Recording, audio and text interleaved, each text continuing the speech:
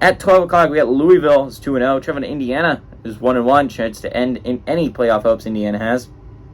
I don't think a lot of Indiana fans think they have a lot of playoff hopes, but this would officially eliminate them.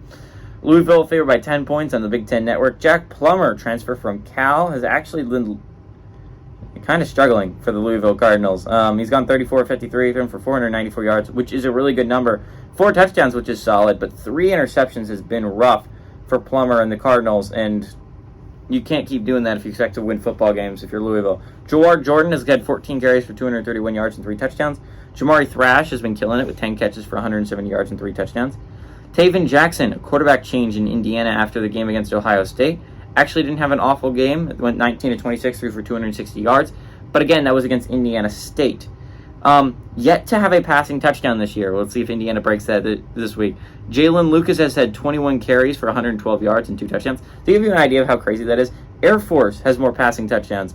Navy has more passing touchdowns than Indiana does so far this year, which is insane.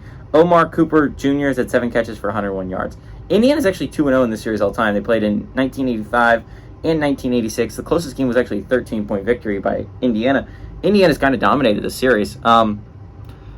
But I think it would be hard to argue that. I think what's really going to be interesting about this game, I think this game could be a lot closer than a lot of people think. And here's the reason why. Louisville is definitely the better football team over Indiana. But what Indiana has that Louisville is going to find struggles with, Indiana's defense is really good. Ask Ohio State from week 1. This is a really tough defense. And to be fair, their offense isn't explosive and it's not very good. But Louisville's Jack Plummer has been, as you can see with the 3 interceptions to 4 touchdowns, he's been prone to making mistakes, right? And that's what Indiana can take advantage of. If they can force some turnovers, they actually have a shot in this game, right? Jalen Lucas has been good on the ground. Not elite by any stretch, but solid on the ground for the Indiana Hoosiers. They have a decent running game with that depth.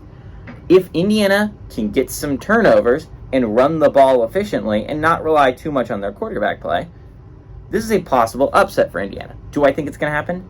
No. Louisville's still the better football team. It still has the better head coach in Jeff Brom. And Jeff Brom's played Indiana a good amount of times in his career at Purdue. He knows how to beat Indiana. He knows Tim Allen probably like the back of his hand at this point.